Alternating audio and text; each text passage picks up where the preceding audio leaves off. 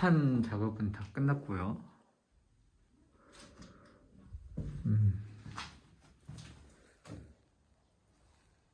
전선 구멍도 이쁘게 잘 땄고, 여기는 이제 빔 프로젝터를 달 위치인데 빔 프로젝터 케이블 구멍입니다. 요거는 관으로 쭉 해가지고 한쪽 벽 옆으로 빠집니다. 아무튼 합판 작업을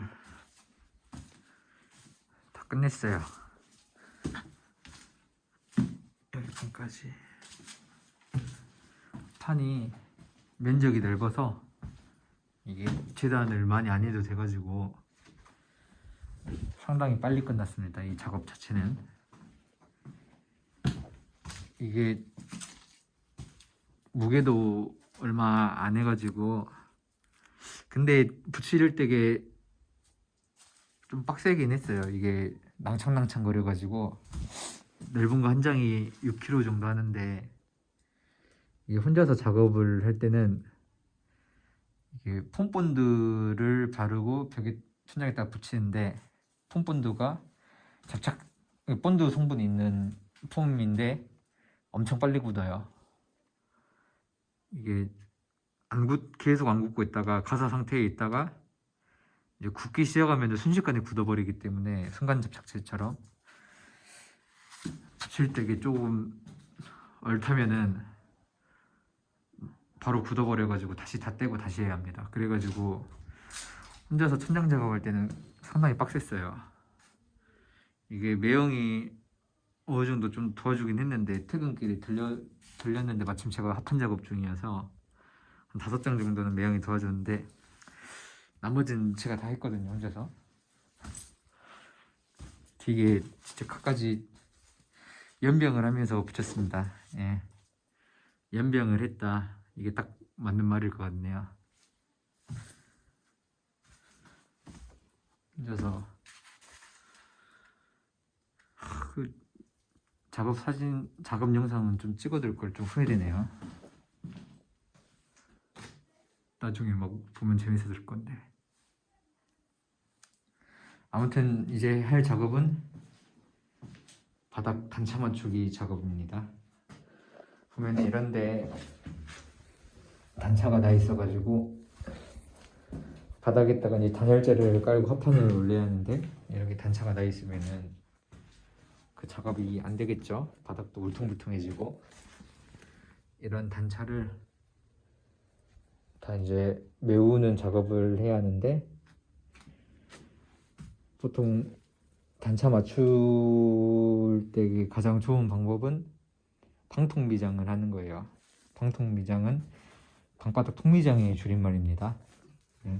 레미콘차를 불러가지고 방바닥에 통미장을 하는 게 가장 좋은 방법이긴 한데, 그게 비싸다면 비싸고 싸다면 싼데, 제 기억에는 25평 기준으로 레미콘차 한 차에 펌프카에 이제 인부들, 미장하는 인부들까지 하면은 한 200 정도 나왔던 것 같아요. 1년 전에 알아봤을 때가. 근데 저는 그러게 안 하고, 또 맥가이버 박병장은 처음부터 끝까지 혼자 해야죠. 모래를 샀습니다. 모래 900kg를 샀는데, 모래 900kg에 10만 원이 안 됐던 것 같아요. 이 모래를 그 단차 맞추고자 하는 곳에 평평하게 깔고, 그 위에 시멘트를 부을 거예요. 그러니까 시멘트 포대로, 가루로 된 시멘트를 부어가지고 갈퀴 같은 걸로 잘 섞은 다음에 그 위에 이제 물을 뿌릴 겁니다.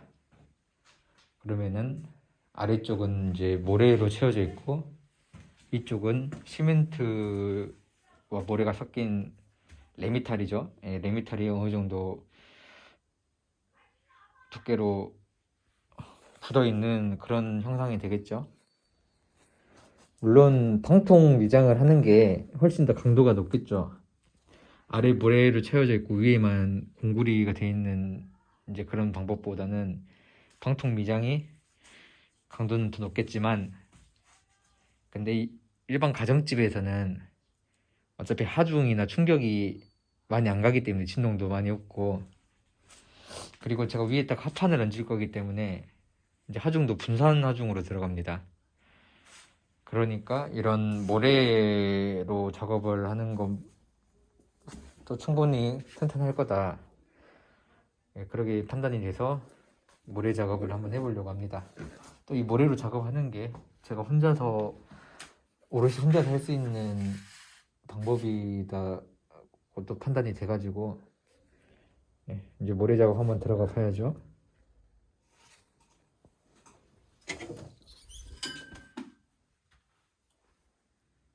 모래를 깔았어요.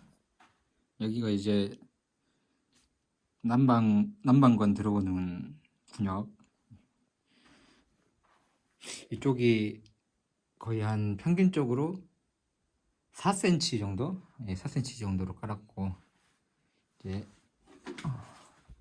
저기 안에 방에 또 한 포대 30kg짜리 한 포대 깔았는데, 이 모래가 제가 3주 전에 건지상에서 산 건데, 오늘 들어보니까 너무 무거운 거예요. 건지상에서 사고 옮겼을 때는 되게 가벼웠던 것 같은데 제 몸이 쇠약해졌나 했는데, 이게 이 실내에 가만히 놔뒀는데도 습을 많이 먹었더라고요. 예. 그래서 GPT한테 물어보니까 원래 모래가 습을 이렇게 잘 먹는답니다. 뭐 바닥에서 물 올라와서 그런 것도 아니고 단순히 그냥 마대자루에 넣어놔가지고 이렇게 여러 개를 포개해 놓으니까 이제 다공성 물질이죠, 모래도. 예, 여기에 습이 이제 그냥 들어탕 찬 거였어요. 그래서 오늘 바로 이 심에는 못 붓고 조금 건조를 시킨 다음에 이 시멘트 작업을 해야 할 것 같아요. 이 약간의 복병이죠. 오늘 시멘작까지 하고 이제 마르면은 바로 바닥 단열재에 들어가려고 했는데, 예, 그리고 제가 모래를 900kg를 샀다고 했잖아요.